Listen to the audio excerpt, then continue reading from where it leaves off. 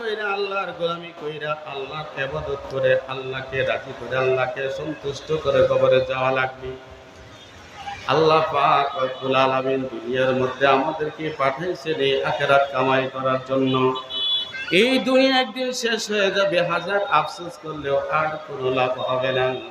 আল্লাহ তাআলা আমাকে আপনাকে দুনিয়ায় পাঠাইছেন, উদ্দেশ্য জানা দিয়েছেন, ওয়ামা খালাকাতুল জিন্না ওয়াল ইনসা ইল্লা লিয়াবুদুন।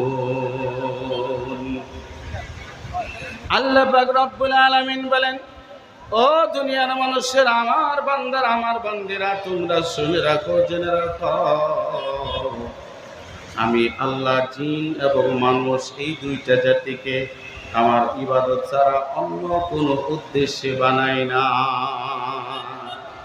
আমাদেরকে আল্লাহ তাআলা বানাইছেন, আল্লাহ তাআলার উদ্দেশ্যই হলো দুনিয়ায় থেকে আমরা আল্লাহর গোলামি করব, দুনিয়ায় থেকে আল্লাহর ইবাদত করব, শুধুমাত্র কেবলমাত্র আল্লাহরই গোলামি করব, আল্লাহরই ইবাদত করব।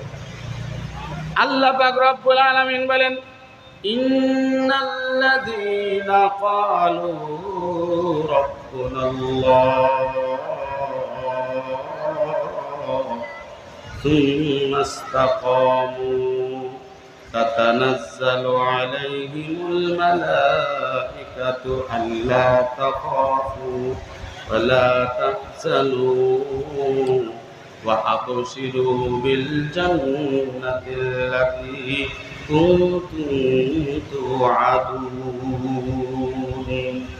নাহনু আউলিয়াউকুম ফিল হায়াতিদ দুনিয়া ওয়া ফিল আখিরাহ ওয়া লাকুম ফীহা মা তাশতাহি আনফুসুকুম ওয়া লাকুম ফীহা মা তাদউন নুজুলান মিন গফুরির রহিম। আল্লাহ পাক রব্বুল আলামিন বলেন, ও দুনিয়ার মানুষেরা, আমার বান্দারা আমার বান্দিরা, তোমরা শুনে রাখো, জেনে রাখো, ইন্নাল্লাযীনা ক্বালু রাব্বুনাল্লাহ, নিশ্চয়ই যারা বলে আমার রব আল্লাহ। ও ভাইরা আমার, বন্ধুরা আমার, দুনিয়ার সমস্ত মুসলমান যারা 5 ওয়াক্ত নামাজ পড়ে তারাও বলে আমার রব আল্লাহ, যারা শুধু শুক্রবারের নামাজ পড়ে তারাও বলে আমার রব আল্লাহ, যারা জুমার নামাজ পড়ে না, শুধু 2টা ঈদের নামাজ পড়ে তারাও বলে আমার রব আল্লাহ। একটা হিন্দু, সেও ইচ্ছা করলে দুনিয়ার মধ্যে ইচ্ছা করলে বলতে পারবে আমার রব আল্লাহ। একজন খ্রিস্টান ইচ্ছা করলে বলতে পারবে আমার রব আল্লাহ। একজন ইহুদি ইচ্ছা করলে দুনিয়াতে বলতে পারবে আমার রব আল্লাহ। একজন অগ্নি পূজারী ইচ্ছা করলে দুনিয়াতে বলতে পারবে আমার রব আল্লাহ। কিন্তু কবরে গিয়া ইচ্ছা করলেই সবাই বলতে পারবে না আমার রব আল্লাহ। আল্লাহ বলেন, ইন্নাল্লাযীনা ক্বালু রাব্বুনাল্লাহ সুম্মা ইসতাকামু, যারা আমাকে রব বলে স্বীকার করে নিয়েছো, আমাকে রব বলে স্বীকৃতি দিয়েছো, আমাকে রব বলে মেনে নিয়েছো, এইখানেই ক্ষান্ত হইলে হবে না। এর উপর অটল থাকা লাগবে, এর উপর অবিচল থাকা লাগবে, এর উপর ইস্তেকামাত থাকা লাগবে, দৃঢ় থাকা লাগবে। দৃঢ়তার সাথে ইস্তেকামাতের সাথে যদি এর উপর অটল অবিচল থাকতে পারো, আমি আল্লাহ তোমার জন্য দুনিয়া এবং আখিরাতে রাখছি পুরস্কার। ও ভাইয়েরা আমার, বন্ধুরা আমার, আমরা সকলেই জানি কবরে, প্রত্যেকটা মানুষের কবরে 3টা প্রশ্ন হবে। 3টা প্রশ্নের 1 নম্বর প্রশ্ন হলো মার রব্বুকা। প্রশ্নটা জানা আছে না নাই? আছে না নাই? দুনিয়ার সবাই জানে কবরে 1 নম্বর প্রশ্ন হবে মার রব্বুকা। এর উত্তরটাও কিন্তু সবার জানা আছে। দুনিয়ার হায়াতে জিন্দেগিতে সবাই বলতে পারবে আমার রব আল্লাহ, কিন্তু কবরে গিয়া সবাই বলতে পারবে না আমার রব আল্লাহ।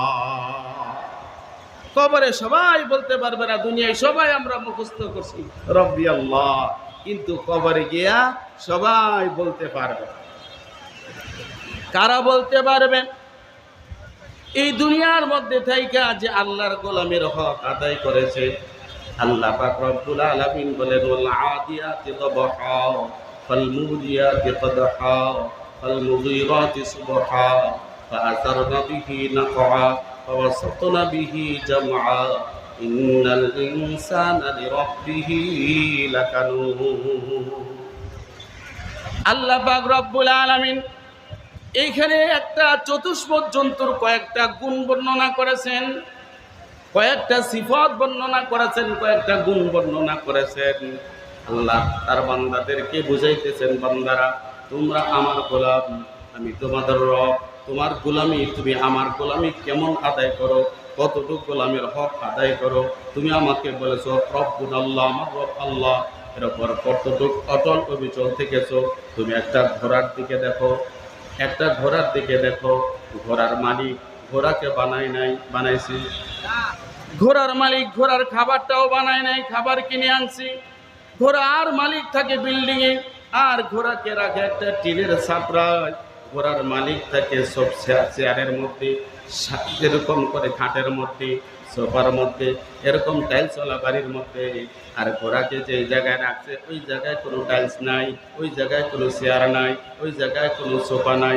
শোয়ার জন্য খাদ্য দূরের কথা একটা চৌকি পর্যন্ত না। ঘোড়ার মালিক খায় গোস্ত, ঘোড়ার মালিক খায় ভাত, ঘোড়ার মালিক খায় মাছ, ঘোড়ার মালিক আপেল আঙ্গুল কমরা খায়, দুধ খায়, মধু খায়, কত দামি দামি খাবার খায়। আর ঘোড়াকে সামান্য ঘাস আর সোলাবুট খেলায়। ঠিক কিনা বলেন? আল্লাহ বলেন, ও দুনিয়ার বান্দারা, তোমরা একটু চিন্তা করে দেখো, এই ঘোড়াটা তার মনিবের কত বড় ফরমাবরদার, তার মালিকের কত বড় ফরমাবরদার। তার মালিক তাকে শুধুমাত্র কেবলমাত্র কয়টা টাকা দিয়ে কিনে আনছে, তার একটা পশমও মালিক বানায় নাই, তার খাবারের একটা দানাও মালিক বানায় নাই। মালিক যে জায়গায় থাকে ওই জায়গাও রাখে না, কোনো মতো জীবনযাপন করার জন্য একটা টিন চাপড়া বানায় দিছে। এর উপরেও ঘোড়াটা তার মালিকের এত বড় কর্মকর্তার, মালিকের এত বড় সে অনুগামী হয়, মালিককে এত ভালোবাসে, মালিকের এত গোলামের হক আদায় করে। মালিককে খুশি করার জন্য আল্লাহ বলেন ওয়াল আদিয়াতি দবহা, একটা ঘোড়ার মালিক রণাঙ্গনে যাওয়ার জন্য, যুদ্ধে যাওয়ার জন্য যখন ঘোড়ার পিঠে আরোহণ করে, এই ঘোড়াটা তার মালিককে খুশি করার জন্য, যে আমার মালিক আমাকে গোসল করা দেয়, আমার মালিক আমাকে ঘাস খাওয়ায়, আমার মালিক আমাকে ভুসি খাওয়ায়, আমার মালিক আমাকে লবণ মিশাইয়া পানি পান করায়, এই মালিক আমার কত যত্ন করে। এই মালিককে খুশি করার জন্য আল্লাহ পাক রব্বুল আলামিন কোরআনে আয়াত নাযিল করে জানা দেয়, দুনিয়ার মানুষেরা, এই ঘোড়াটা একটা চতুষ্পদ জন্তু, এদের তো জ্ঞান নাই, শিক্ষা নাই, দীক্ষা নাই। এমন একটা চতুষ্পদ জন্তুর মালিকের কেমন কর্মবর্তার। আর তুমি শিক্ষিত, তুমি মানুষ, তোমার হুঁশ আছে, জ্ঞান আছে, বিবেক আছে, বুদ্ধি আছে, তোমার ব্রেন আছে, জেহেন আছে, মগজ আছে, সব কিছু আছে। এরপরেও তুমি কতটুকু মালিকের কর্মবর্তার একটু মিলায় দেখো। আল্লাহ বলেন ওয়াল আদিয়াতি দবহা, এই ঘোড়ার মালিক ঘোড়ার পিঠে যখন চড়ে জিহাদে যাওয়ার জন্য, রণাঙ্গনে যাওয়ার জন্য, ঘোড়ার মালিক পিঠে চড়ার সঙ্গে সঙ্গেই লাঠি দিয়ে পিটানো লাগে না, চাবুক দিয়ে আঘাত করা লাগে না, লাগামটা ধইরা পায়ের গোড়ালি দিয়ে হালকা একটু ইশারা করে, ইশারা করার সঙ্গে সঙ্গেই মালিককে খুশি করার জন্য আল্লাহ বলেন ওয়াল আদিয়াতি দবহা, ঊর্ধ্বশ্বাসে অর্থাৎ হাঁপাইতে হাঁপাইতে এসে দ্রুত গতিতে মালিককে খুশি করার জন্য আগায় যায়। শুধু তাই নয়, আল্লাহ বলেন ফালমুরিয়াতি কদহা, এই ঘোড়াটা সমতল জায়গায় বালুর উপরে দেয়া, মাটির উপরে দেয়া, তার মালিককে খুশি করার জন্য যত দ্রুত গতিতে দৌড়ায়। মালিক যদি কখনো পাহাড়ের কিনারা দিয়া, পাথরের পথ দিয়েও যদি চলে, এই ঘোড়া তার মালিককে খুশি করার জন্য এত দ্রুত গতিতে চলতে থাকে। তার পায়ের আঘাতে, পাথরের সঙ্গে ঘর্ষণের কারণে অগ্নিস্ফুলিঙ্গ বের হতে থাকে। আগুন জ্বালাইতে জ্বালাইতে শরীরের সমস্ত শক্তি দিয়া মালিককে খুশি করার জন্য সামনে আগায় যায়। এরপর আল্লাহ বলেন, বান্দা, তোমার মালিক সকালবেলায় ডাক দেয়, হাইয়া আলাস সালাহ, নামাজের দিকে আসো, হাইয়া আলাস সালাহ, নামাজের দিকে আসো। বান্দা, তুমি এরপরে আসতে পারো না। এরপরে তোমার মালিক তোমাকে ডাক দেয়া বলে, বান্দা, হাইয়া আলাল ফালাহ। এই দুনিয়া এবং আখিরাতের যত প্রকার তোমার জরুরত আছে, যত প্রকার হাজত আছে, যত প্রকার কল্যাণ আছে, যত প্রকার মঙ্গল আছে, যত প্রকার কামিয়াবি আছে, যত প্রকার সফলতা আছে, সব আমি আল্লাহ রাখছি নামাজের মধ্যে। আসো নামাজের মধ্যে আসো, আমি আল্লাহ তোমার ইহকালও সফল করে দেব, আমি আল্লাহ তোমার পরকালেও সফল করে দিব। এরপরেও আল্লাহ বলেন বান্দা, এরপরেও তুমি মসজিদে যাও না। অথচ এই ঘোড়ার মালিকটা সকালবেলায় ভোরবেলায় রওনা করে যাওয়ার জন্য। ঘোড়ার মালিক যদি পিঠের উপরে উঠে লাগামটা হাতে নিয়ে গোড়ালি দিয়ে মৃদু আঘাত করার সঙ্গে সঙ্গে শরীরের সমস্ত শক্তি দিয়া এমন দ্রুত বেগে যাইতে থাকে, সে বলে না যে মালিক এখনো আমি ব্রাশ করি নাই, মালিক এখনো আমি মুখ ধুই নাই, মালিক এই ঠান্ডার মধ্যে আমি যাইতে পারবো না, মালিক আমার এখনো ঘুম ভাঙে নাই, আমি কিছুই খাই নাই, খালি পেটে দৌড়াইতে পারবো না। কোনো অভিযোগ করে না, কোনো আবদার করে না। মালিকের ইশারায় মালিককে খুশি করার জন্য এই ঘোড়াটা তার সমস্ত শক্তি দিয়া সকালবেলায় সে দৌড়াইতে থাকে।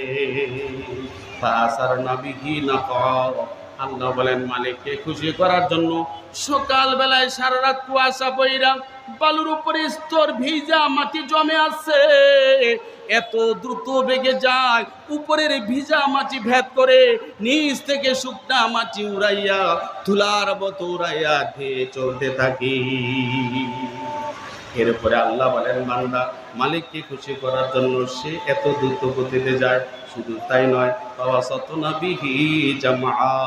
জিহাদের ময়দানে তীর আসতেছে, বল্লম আসতেছে, তরবারির আঘাত আসতেছে, এরপরেও এই ঘোড়াটা থামে না। মালিককে খুশি করার জন্য রণাঙ্গনের ভিতরে ঢুকে যায়। তীর আসতে থেকে তার শরীরে সে মাথাটা উঁচা করে বুকটা টান করে মালিককে বাঁচানোর চেষ্টা করে। একটা পা কেটে যায়, 3 পা দিয়া যুদ্ধের জন্য আগায় যায়, 2টা পা কেটে যায়, 2 পা দিয়ে এসে আগানোর চেষ্টা করে। তার শেষ বিন্দু রক্ত দিয়া মালিককে এসে বাঁচানোর চেষ্টা করে। জিহাদের ময়দানে তীর বল্লম যত আঘাত আসুক না কেন, মালিককে খুশি করার জন্য সে জীবনটা পর্যন্ত দিয়ে দেয়, এক চুল পরিমাণ পিছপা হয় না।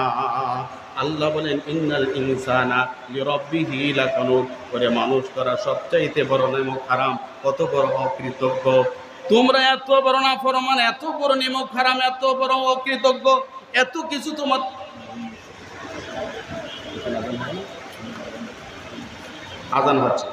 আজান হচ্ছে এখন